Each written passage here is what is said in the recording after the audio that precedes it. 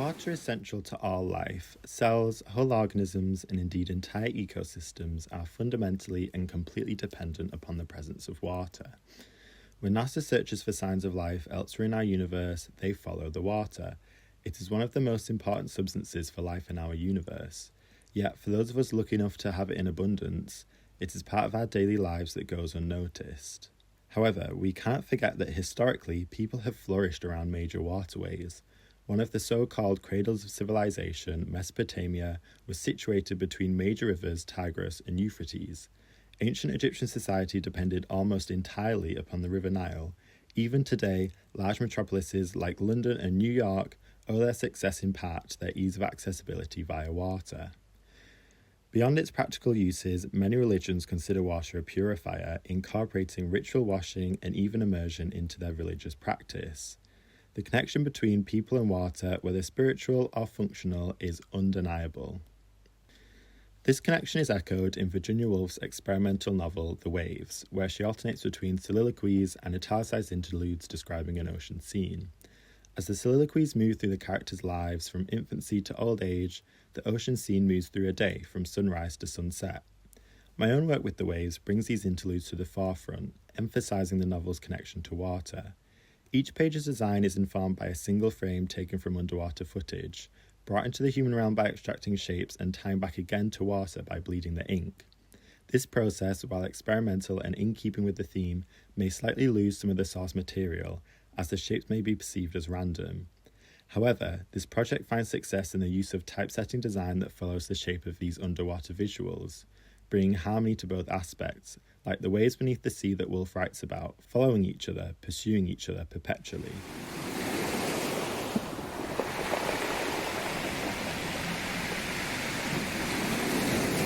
The term blue mind, coined by Wallace J. Nichols, describes the innate psychological connection humans have to water, as well as the physiology and brain processes underlying this connection that manifest through each of us in a variety of ways. One of these is water's recurring appearances in visual media. In film and television, it is used both symbolically and functionally as a visual metaphor, narrative device, or even a decisive plot element.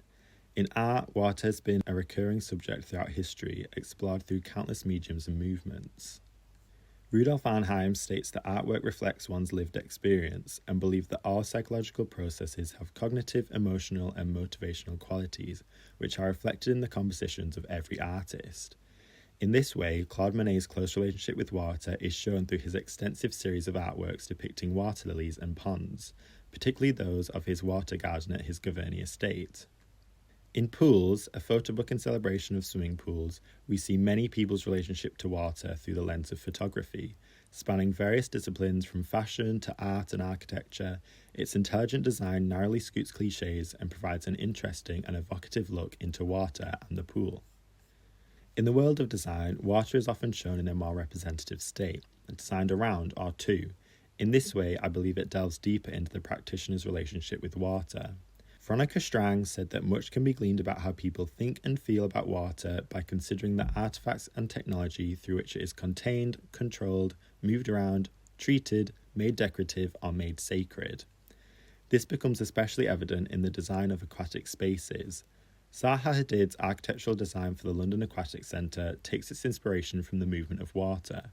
The big sweeping lines and curves of the building are juxtaposed with the strict geometry of the pool itself, creating a contrast between Hadid's perspective on water and the functionality of the pool.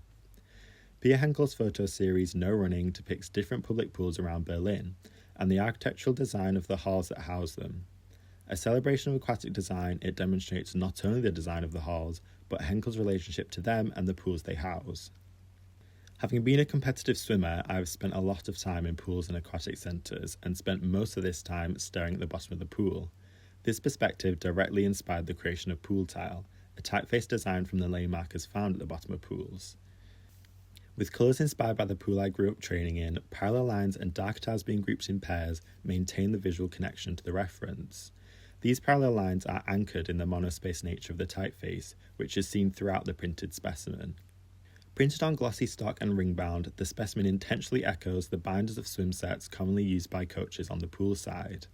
However, its content takes a more playful turn. Characters and phrases repeated on each page mirror the repetitive process of swimming. And the humorous use of roll folds in tandem with these phrases creates a balance between the discipline of training and the light-hearted camaraderie between swimmers during a session. Although I had produced an earlier print of this specimen, this second version, with the addition of tip-ins and roll folds, introduced challenges, with the regular pages needing to be wider to accommodate the roll folds, leading to a reduction in the height to eliminate visible crop marks. While this compromise was necessary, it altered the proportions more than I would have liked. With the intended use of pool tile as a display typeface, I referenced signage surrounding pools, creating work around the infamous no petting signs. I brought the typeface to life through an animation that introduces movement and sound, offering a digital interpretation of the characters.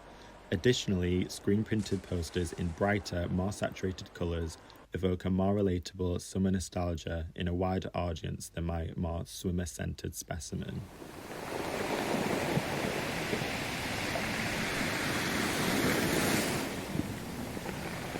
Typographically, the inspiration behind pool tile came from concept typefaces like Pica, Block's bespoke typeface for the Perth Institute of Contemporary Arts. Inspired by the physicality of the Pica building, each character makes reference to the arched windows and sits in dimensions that reflect the unique entrance tower. The resulting typeface is a one-of-a-kind celebration of the architectural aspects that may often be overlooked by visitors. Another more tile-specific reference I looked at was Rahola by Era Era Studio. Inspired by and made up of the hexagonal tiles found along the Mediterranean coast, it is another typeface that celebrates an often underappreciated aspect of architecture. These typefaces, similarly to pool tile, are effective in representing the personality of their respective physical inspiration, resulting in concept typography that is expressive and a useful asset in projects such as branding. While the previous designs take inspiration from the environment, the concept of found typography is a method of creating type that takes the letter forms straight from the environment. Paul Elliman's Found Font, or BITS, is a collection of found objects that resemble characters in the alphabet. An ongoing collection started in 1989, it aims to create a typeface where no character form is used more than once. By using human-made items to form the typeface, it demonstrates the connection between the construction of the environment and the construction of language. Inspired by this approach and the experimental student film What Lies Amongst the Brambles, I created a bespoke found typeface, Brambles, for the film's branding and promotional material. Each character is extracted from the vein structures found in leaves as a representation of the environmental themes explored throughout the film. Although some characters create more obvious letters than others, I view this ambiguity as a strength. The forms are discovered, not designed. Within the film's assets, Brambles is often seen interacting with itself. But for this specimen, I chose to isolate the characters, giving each a square frame in the page that it occupies, encouraging a deeper appreciation of the forms individually with only a small single indicator letter joining each character. With brown stock representing the earth the characters have come from, characters printed in white ink are heavily contrasted against the dark page, enhancing legibility and texture. This contrast is mirrored in the white Coptic stitch that binds the pages together, which in turn is mirrored with the same thread used to bind the wire sleeve encasing the specimen. Raw and aggressive, the wire grid deliberately juxtaposes the natural shapes found within the typeface, adding a layer of tension between the man-made and organic. My practice explores how typography shapes and is shaped by perception.